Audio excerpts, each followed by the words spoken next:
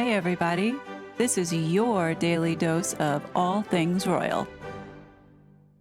There's Buckingham Palace. We are following dramatic new claims of conflict inside Britain's royal family.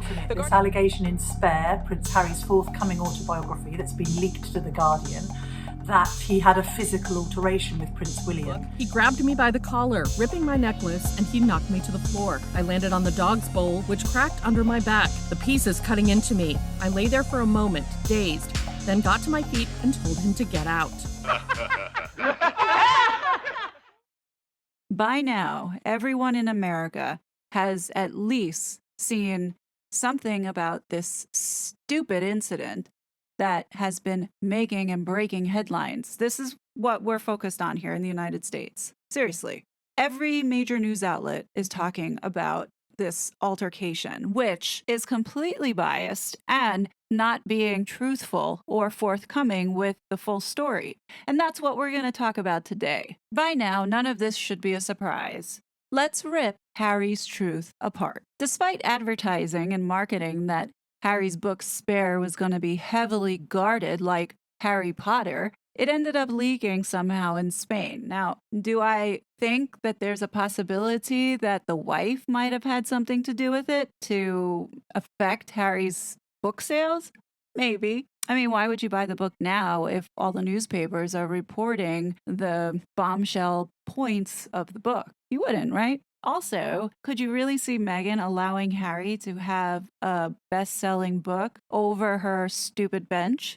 Absolutely not. But anyhow, in an extract of the book reported by The Guardian, Harry alleges William grabbed me by the collar, ripping my necklace, and knocked me to the floor. The Duke of Sussex claims he was left with a visible injury to his back following the argument in the year of 2019 at Nottingham Cottage on the grounds of Kensington Palace, where he was living at the time. Harry says William was already piping hot when he arrived, wanting to talk about their deteriorating relationship. According to Harry, it turned into a shouting match as William complained about his wife, Meghan, calling her rude and abrasive. Harry claims he then poured William a glass of water and said, "Willie, I can't speak to you when you're like this." Sorry, that's the best English impression I can do. He then says his brother called him another name and then came at me. Harry claims, "It all happened so fast. He grabbed me by the collar, ripping my necklace, and he knocked me to the floor. I landed on the dog's bowl, which cracked under my back, the pieces cutting into me.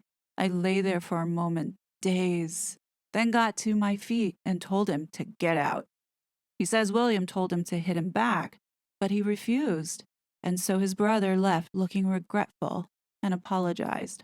Now remember, Harry had a ghostwriter put this together in a format that would make it somewhat enticing or engaging. So, yeah, did he make up this story about the pieces going into his back and scratching it? Absolutely. But the bigger issue is Harry trying to rewrite history and change the narrative of what really went down. What's happening now in the United States is that this saga is now becoming mainstream here in America. And Meghan and Harry, for the last few years, as many of you know, have dominated the major news outlets, which are predominantly left-wing biased. Outlets today that are reporting it: CNBC, NBC, CBS, ABC, CNN. I mean, literally retelling this story, really painting the picture of Harry's plight and escaping the palace. And what is frustrating to see is that the facts are not fully being represented. And even in what they're reporting, and the leak that came out is also a bit manipulative and inaccurate. Let me show you. It is my opinion that Harry is a liar and a traitor, and he's just as bad as these fake news tabloids. This epic battle that Harry is talking about didn't take place in 2019. It took place in October of 2018. Do you want to know why it happened? Because Harry was being a nasty little prick to his brother. Battle of Brothers by Robert Lacey, published in November 2021, details this saga in chapter 26. Robert Lacey had spoke to William's close friend who talked to William after the incident happened. Let me share with you those details.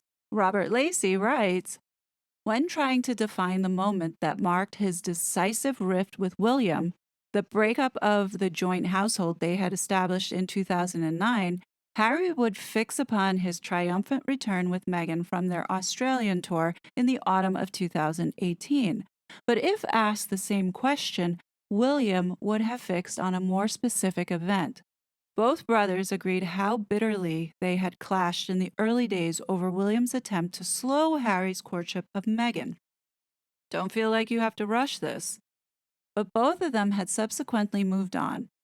Harry's transparent contentment with Meghan had relaxed the tensions, give or take the odd row over bridesmaids' dresses. The no speaks had eased just a little by May 19, 2018, when the wedding rolled around. So the brotherly smiles had some validity as best man, William escorted his brother down the aisle. Then 5 months later came the conclusive rupture, and that would be October, the one that has lasted to the present day. Though here the brothers' retelling of history diverged. As Harry explained it to Oprah, Meghan's Australia tour success sowed the jealousies that caused feelings to change. According to this scenario, William and Kate resented the Diana-like popularity that was generated by Harry's wife, but William had a different recollection. So here is the timeline breakdown. We know that the princes William and Harry were no longer on speaking terms before the Sussexes set off for Australia on October 16, 2018, not 2019. Feelings had already changed, as Harry put it, and drastically so. The brothers had parted on extremely poor terms, with the trouble centering on Meghan's stringent treatment and alleged bullying of her staff. The Sussex Survivor Club had finally hit back, and its organizing agent had been Jason Knopf. Now, if you notice, this conniving, sneaky little weasel omitted this little detail about the bullying allegations in not only the Netflix documentary, but also now in this book, Spare, in which he chooses to move the timeline to 2019 in order to hide this or bring this whole thing up. But no, we're going to bring it up because I believe that this is now going to open up a whole can of worms, which hopefully will force the people who are under NDA to break it and finally speak out. Jason Knopf had prepared a dossier for William of all the allegations and gave it to William. When William read it, he called Prince Harry and wanted to talk to him about it, but Prince Harry didn't want to have any of it, so he ended up hanging up on him. So this enraged Prince William because Harry didn't want to hear it. So this is how this escalated. So after Harry hung up the phone on his brother because he was trying to communicate with him, Prince William went over there, and I don't doubt that Harry also was being a true prick and ended up sparring with Prince William. It's not just Harry saying, oh, I'm the victim. You better believe that Harry got into an altercation with his brother because you know what? He has a history of having anger problems, and it's well documented. Now, with the Harkles, we all know that whatever lies that they tell, there's a small element of truth that's in there. And the way that they tell their story or narrative, they twist it and manipulate it to be what they want or what the reality that they want. I believe that there was a fight, but I believe that Prince Harry equally participated in this fight. All of this, no, William, I'm not going to hit you back, BS. We know that Harry had to have engaged with that because he is known for having a hot temper. And the shady thing about the Netflix mockumentary is that they briefly glossed over this disruption and rift that the brothers were having and putting it on the media frenzy. And then how Harry got into Frogmore Cottage is not the way that Harry painted it. So then to suddenly have my grandmother go, there's a house, Frogmore Cottage, it's available, are you interested? Yes, please. Yes. Prince William kicked him out. That's what really happened. He told him and his wife to get steppin'. In Tom Bower's book Revenge, in the chapter titled A Troubled Prince, He talks about Harry's relationships with Cressida and Chelsea Davy, where he says both women, like others Harry met, discovered that he lacked class, was unromantic, unserious, short-tempered, and imperious. Throughout their relationship, he had behaved without generosity. In a dig at him on his engagement to Meghan, Cressida Bonus would post a message alongside a sketch of a boy and a girl on swings. No matter how educated, talented, rich, or cool you believe you are, how you treat people ultimately tells it all. She added the comment, truth. Other leaks that appear to be taken with a grain of salt is Harry saying that he called his therapist after the rift with Prince William. Somehow I doubt that. He couldn't even get his wife help for her alleged wanting to take her own life, but he has a therapist? It makes no sense. So, what's the truth?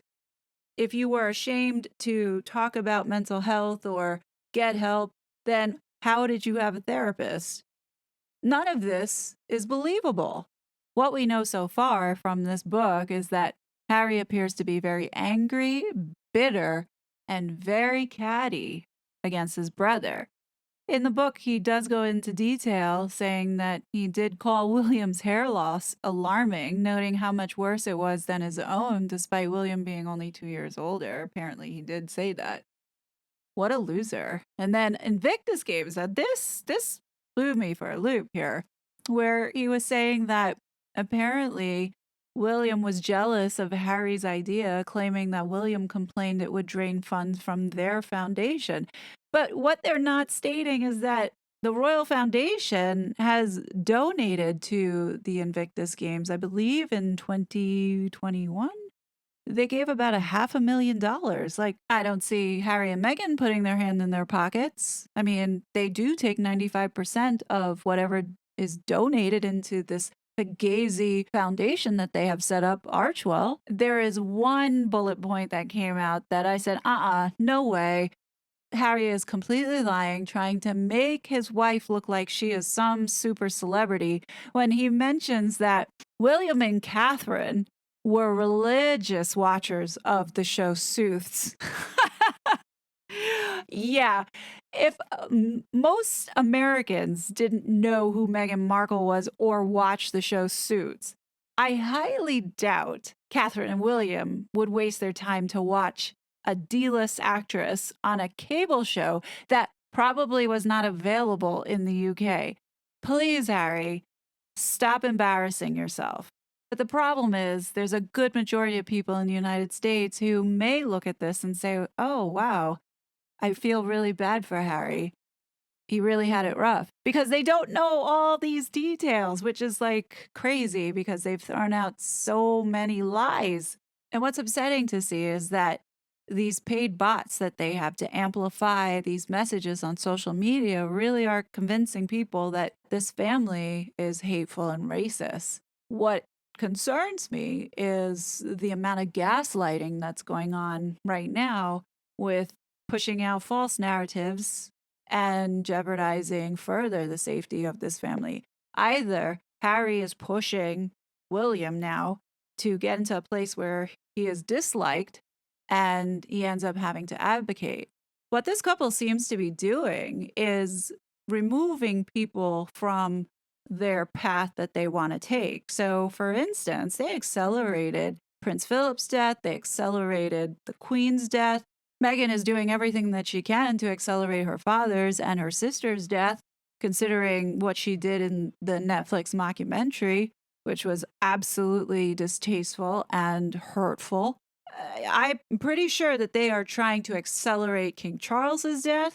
Is the end game to keep attacking the family until it gets to a point when it's time for Prince William to take the throne? His reputation has been so tarred by Harry and Meghan's lies and attacks that he ends up saying, or the public ends up saying, no, they don't want a monarchy anymore, and he has to step down. This is serious. These two are really creating a lot of division, a lot of anger, and I don't know, I can't understand why nothing is being done. I mean, to expose these two for the lies that they're making. Does King Charles not understand that in the United States there are people that believe that he is a racist and that his family does not deserve to have all this wealth and that they want the monarchy to come down? And does he understand that Meghan and Harry are paying those people to push out these lies in order to pull them down? Something needs to be done. I don't know. What do you guys think? Do you think that there's going to be additional revelations that are going to come out? Do you think that this is going to impact and hurt the monarchy brand? I mean, I know many of you are going to say that this is going to raise Catherine and William's popularity. For me, I believe that they are good people. I believe it. But there are genuinely people out there in this country who don't see a point to the monarchy, who are expressing their views in this woke ideology. Do you think that this is just fueling those flames? You know, I feel sad for William. He doesn't deserve this, and it's almost as if he lost his brother. I don't see any type of reconciliation. There's no way that his relationship will ever be the same. His brother and best friend betrayed him in the worst way by doing this. In my opinion, this makes Meghan and Harry look lower than gutter trash. Airing your dirty laundry about your personal problems with your brother and the private details of a conversation or fight that you had is none of our business, nor did we care to know and make it our business. What do you guys think? Anyhow, I will be back with more content, and until then, be safe, and I will talk to you soon. Bye. It was such a fraud.